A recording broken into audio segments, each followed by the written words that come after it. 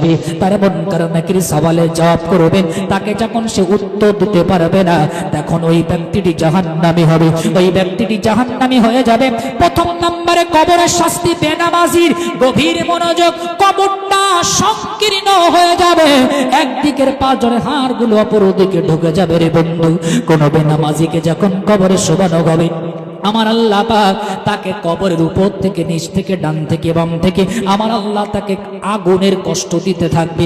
আপনার শরীরটা পুড়িয়ে ছারখার করে দেওয়া হবে, তারপরও আপনার শরীরটা আবার ভালো হয়ে যাবে, আবার আপনাকে পোড়ানো হবে। বেনামাজির দুনিয়ার আগুন আপনি সহ্য করতে পারেন না, আর কবরে ওই আগুন আপনি কেমন করে সহ্য করবেন? ও আল্লাহর বান্দারা মনে রেখে দিন, কিয়ামত কবরের ভিতরে বেনামাজির তৃতীয় নাম্বার শাস্তি, গভীর মনোযোগ।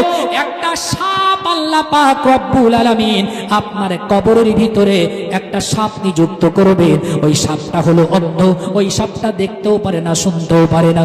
ওই সাপটা আপনাকে দংশন করবে, ওই সাপটা আপনাকে দংশন করবে, আর ওই সাপটা বলতে থাকবে, ওরে বেনামাজি, তুই পৃথিবীর জমিনে জোহরের নামাজ আদায় করিস নাই, তাই আমি সাপ আল্লাহ আমাকে হুকুম দিয়েছেন, আমি জোহর থেকে আসর পর্যন্ত তোকে দংশন করব।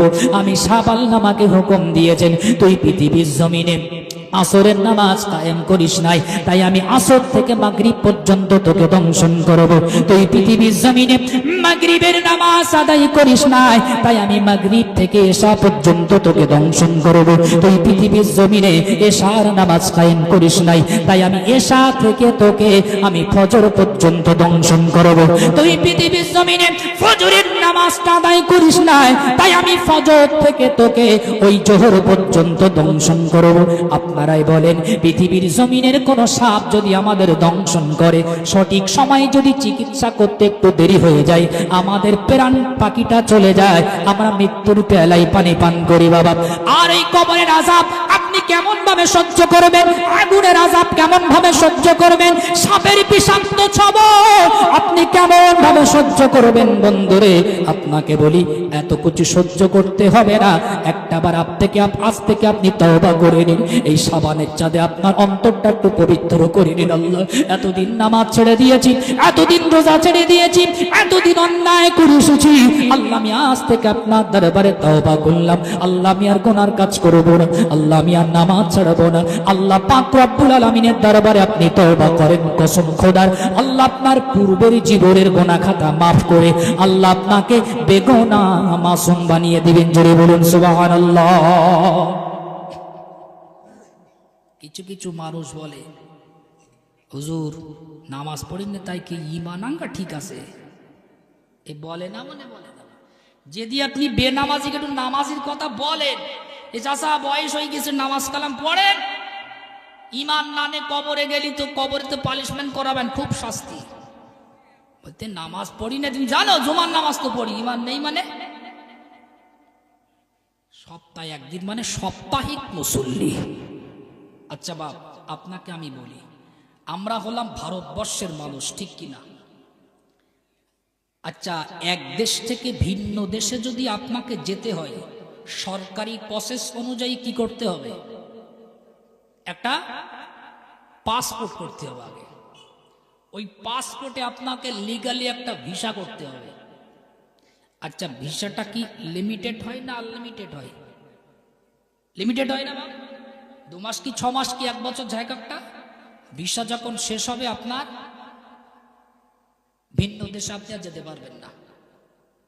মনে করেন আপনি ওমরাতে যাবেন, নিয়ত করেছেন, টাকা পয়সা সব কিছু জোগাড় যন্ত্র সব করা কমপ্লিট, বাড়িতে ফুলির তোড়া আর গোলার মালা আর গাড়িতে কোন নারায় তকবিদে এয়ারপোর্ট পর্যন্ত গেছেন। বাবা, এয়ারপোর্টে গিয়ে যখন ঢুকতে যাবেন, পাসপোর্ট দেখতে যাবে, তখন যদি বলেন না স্যার সেটা তো নেশিনি, তা আপনাকে জামাই যত্ন করে ভেতরে ঢুকিয়ে নেবে না ঘাট ধাক্কাতে বার করে দেবে?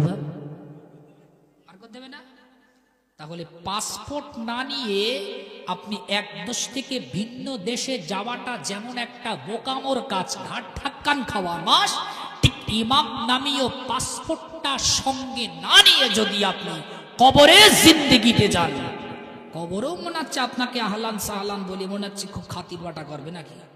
দুনিয়ার পুলিশ প্রশাসন ছাড়ে না আপনার পাসপোর্ট না হলে, একটা দরজা আপনাকে ক্রস করতে দেয় না। ইমাম নামক পাসপোর্টটা সঙ্গে না নিয়ে আপনি কেমনে যাবেন কবরে, এবং যদি সেখানে যান হিসাব দেবেন কেমন করে? আপনি কোন আক্কেলে বলেন নামাজ পড়িনে হুজুর তাই কে ঈমান আমার গা? ঠিক আছে, এক মানুষ মনে করেন আপনাদের এলাকায় বাবা একটা পাগল বসবাস করে, একটা দুনিয়ায় উদাহরণ দিচ্ছি আপনাদের একটু বোঝেন। মনে করেন এখানে একটা পাগল বসবাস করে, সচরাচর যাদের মাথার একটু সমস্যা, গালমন্দ খিস্তি খাবারে একটু মারামারি করে। পাগল যারা হয় শরীরের পোশাক আদি মানে আপনার কি মশা মাছি থেকে শুরু করে একটা নোংরা নোংরা ভাব।